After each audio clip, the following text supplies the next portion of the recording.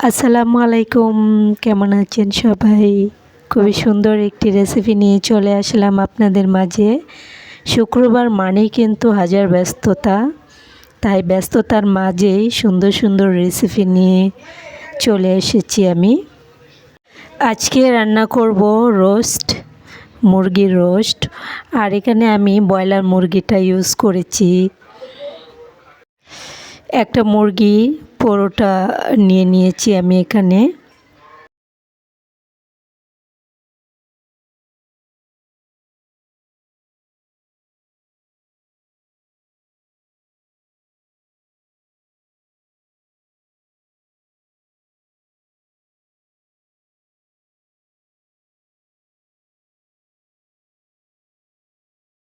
তারপর ভালো করে মিক্স করে নিব।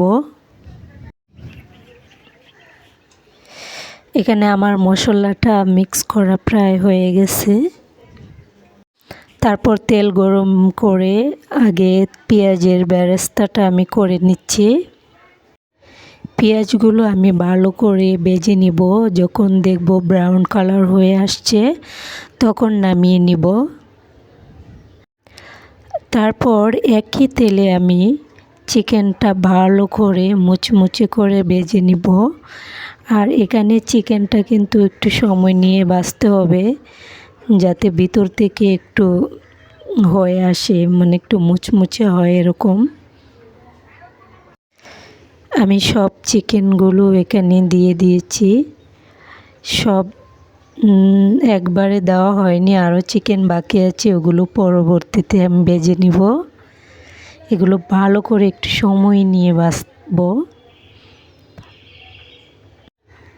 আমার এখানে একটু সময় নিয়ে ভেজে নিয়েছি, হালকা একটু ব্রাউন কালার করে নিয়েছি আমি।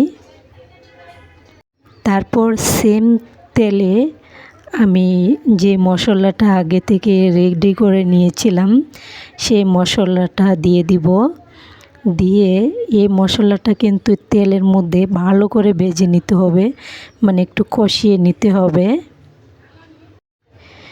যে কোনো মশলা যদি একটু সময় নিয়ে একটু কষানো যায় অথবা ভাজা যায়, তাহলে কিন্তু যে কোনো তরকারি খেতেও কিন্তু ভালো লাগে। আমি এখানে চিকেনটা দিয়ে দিলাম, দিয়ে তারপরে ভালো করে একটু কষিয়ে নিব। কষানোর পরে সামান্য একটু পানি দিয়ে তার উপরে কাঁচামরিচ দিয়ে দেব। আর এখানে আমি দুধ ইউজ করেছি, লিকুইড দুধ ইউজ করেছি। এখানে আমার রান্নাটা প্রায় শেষের দিকে। ওদিকে আমার চিকেনটা রেডি, আর এদিকে আমি রেডি করছি সাদা পোলাও। রোস্ট করেছি, রোস্টের সাথে সাদা পোলাও না হলে কি চলে বলুন? তাই আমি সাদা পোলাওর রেসিপিটাও আপনাদের সাথে শেয়ার করছি।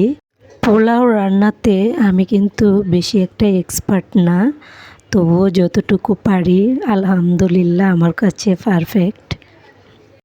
তারপর পোলাওতে পরিমাণ মতো পানি দিয়ে বসিয়ে নিয়েছি। এখানে আমার পোলাওটা প্রায় রেডি হয়ে গেল। ধোয়া ওটা গরম গরম পোলাও সাথে রোস্ট পরিবেশন করে নিচ্ছি। আমি জানি না আপনাদের কাছে আমার ভিডিওটি কেমন লাগবে। যদিও ভালো লেগে থাকে প্লিজ কমেন্টে জানাতে ভুলবেন না কিন্তু। এরকম এক প্লেট পোলাও, তার সাথে যদি এরকম রোস্ট হয় আর কি লাগে বলুন? সবাই লাইক, কমেন্ট এবং সাবস্ক্রাইব করে সবসময় আমার পাশে থাকবেন। খোদা হাফেজ।